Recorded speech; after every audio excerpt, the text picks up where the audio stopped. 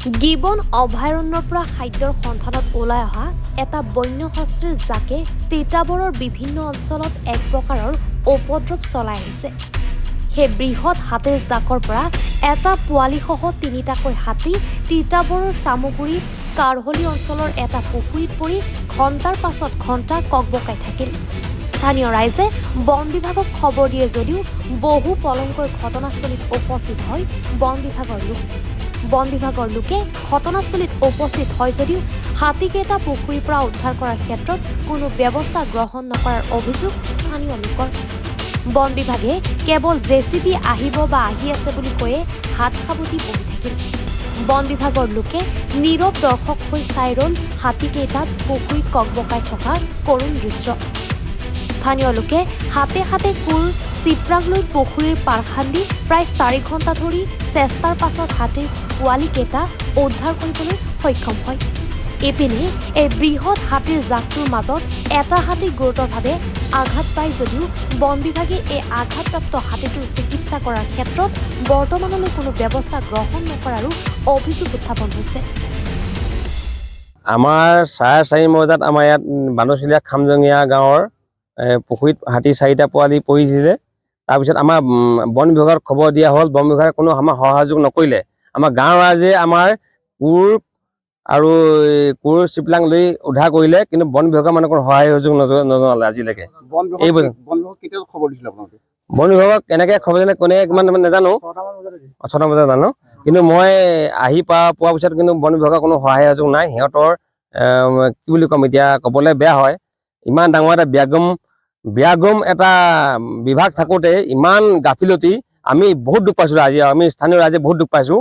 হাতী পোৱালিকেইটা যে উদ্ধাৰ কৰিবলৈ আমাৰ গাঁৱৰ ৰাইজে ক'লে, এটা ইমান ব্যাগম বিভাগ থাকোঁতেও যে সিহঁতি ইমান পিছপলুকা দিয়ে, চৰকাৰৰ দৰমহা লৈ থাকে, আৰু মাজে মাজে ইমান ডাঙৰ ডাঙৰ অবৈধ কাঠ মিল চলি আছে, অবৈধ ট্ৰেক্টৰ আদি কৰি মানে আপোনাৰ মাটি আহি চলি আছে। তেখেতলোক কিবা বুজা পৰাশা আছে জানো, বালি মহল চলি আছে, সেইবিলাকত তেখেতলোক মন কাণ দিয়ে।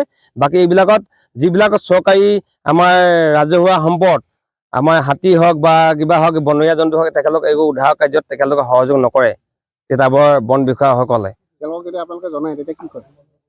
তেখেতলোকে কয় আমি গৈ আছো, আমাৰ সা সুবিধা নাই বুলি কয়। তেখেতলোকে সা সুবিধা নকৰে। এতিয়া মই আহোঁতে জেচিবিখন নিবলৈ গ'লো, আমাৰ স্থানীয় আমাৰ ঠেঙাল কছাৰী উপাধ্যক্ষ পুলক কছাৰী ডাঙৰীয়াই জেচিবিখন যোগাৰ কৰি দিছিলে। যোগাৰ কৰি দিয়াৰ পিছত তেখেতলোকে এজন ফৰেষ্টৰ 1 ফুট সি নাজানো এইবিলাক কি হয়, মোক এজন অকণমান তৰ্ক বিতৰ্ক হৈছিলে, কি একো সহায় নকৰে। তেখেতসকলে মোক ধেৰ দি দিবগে আৰু।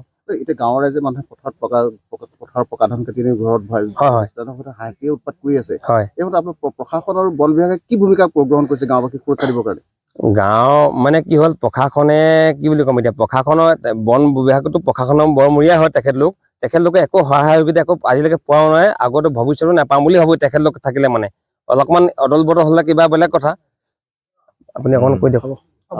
যোৱা ৰাতিয়ে আছিলে, যোৱা ৰাতি আপোনাৰ গোটেই ৰাতিয়ে থাকিলে ইয়াত, আৰু তামোল গছো বহুত ভাঙিলে, বহুত অনিষ্ট কৰিছে, গছ গছনি ভাঙিছে।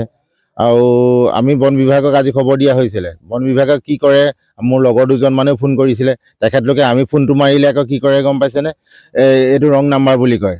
প্ৰত্যেককেইজনক ফোন মাৰিছোঁ, মই 2টা-3টা নম্বৰত মাৰিছোঁ, কিন্তু তেওঁলোকে আমাৰ নাম্বাৰ বিবৰণী নহয়, গাফিলতি কৰি আছে। তেওঁলোকৰ আমাৰ জনসাধাৰণে ফোন মাৰিলে মানে কি হয়, তেওঁলোকে কয় কি ৰং নাম্বাৰ বুলি কয়, আৰু কোনো সহায় সহযোগিতা পোৱা নাই এতিয়ালৈকে।